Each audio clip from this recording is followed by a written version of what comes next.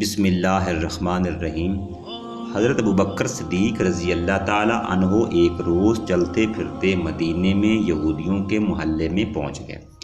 وہاں ایک بڑی تعداد میں یہودی جمع تھے۔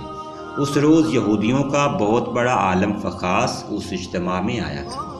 صدیق اکبر رضی اللہ تعالیٰ عنہ نے فخاص سے کہا، اے فخاص، اللہ سے ڈر اور اسلام قبول کر لے۔ اللہ کی قسم، تو خوب جانتا ہے کہ محمد صلی اللہ علیہ وآلہ وسلم اللہ کے رسول ہیں۔ وہ اللہ کی طرف سے حق لے کر آئے ہیں، اور تم یہ بات اپنی تورات اور انجیل میں لکھی ہوئی پاتے ہو۔ اس پر فخاص کہنے لگا، وہ اللہ جو فقیر ہے بندوں سے قرض مانگتا ہے، اور ہم تو غنی ہیں۔ غرض فخاص نے یہ جو مذاق کیا تو قرآن کی اس آیت پر اللہ کا مذاق اڑایا، من ذا الذی یقرض اللہ قرضا حسنا۔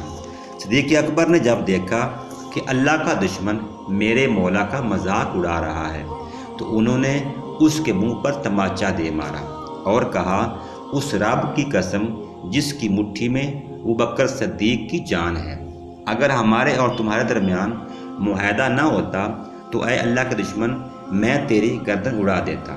فخاص دربار رسالت صلی اللہ علیہ وآلہ وسلم میں آ گیا، اپنا کیس حکمران مدینہ صلی اللہ علیہ وآلہ وسلم کی خدمت میں لے آیا۔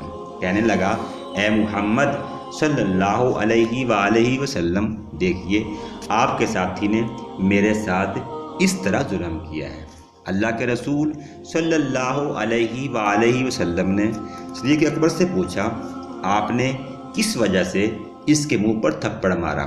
تو صدیق اکبر نے عرض کی، اے اللہ کے رسول صلی اللہ علیہ وآلہ وسلم، اس اللہ کے دشمن نے بڑا بھاری کلمہ بولا۔ اس نے کہا، اللہ فقیر ہے اور ہم لوگ غنی ہیں۔ اس نے یہ کہا اور مجھے اپنے اللہ کے لیے غصہ آ گیا، چنانچہ میں نے اس کا منہ پیٹ ڈالا۔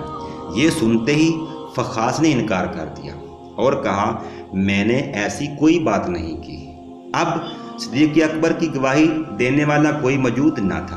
یہودی مکر گیا تھا اور باقی سب یہودی بھی اس کی پشت پر تھے۔ یہ بڑا پریشانی کا سما تھا، مگر اللہ نے اپنے نبی کریم صلی اللہ علیہ وآلہ وسلم کے ساتھی کی عزت و صداقت کا عرش سے اعلان کرتے ہوئے یوں شہادت دی، اللہ نے ان لوگوں کی بات سن لی جنہوں نے کہا اللہ فقیر ہے اور ہم غنی ہیں۔ صدیق اکبر نے اپنے رب کی گستاخی پر رب کے دشمن کے منہ پر تماچا مارا، اور جب صدیق اکبر کی صداقت پر حرف آنے لگا تو رب تعالیٰ نے حضرت ابوبکر صدیق رضی اللہ تعالیٰ عنہ کی صداقت کا اعلان عرش سے کر دیا۔ جزاک اللہ۔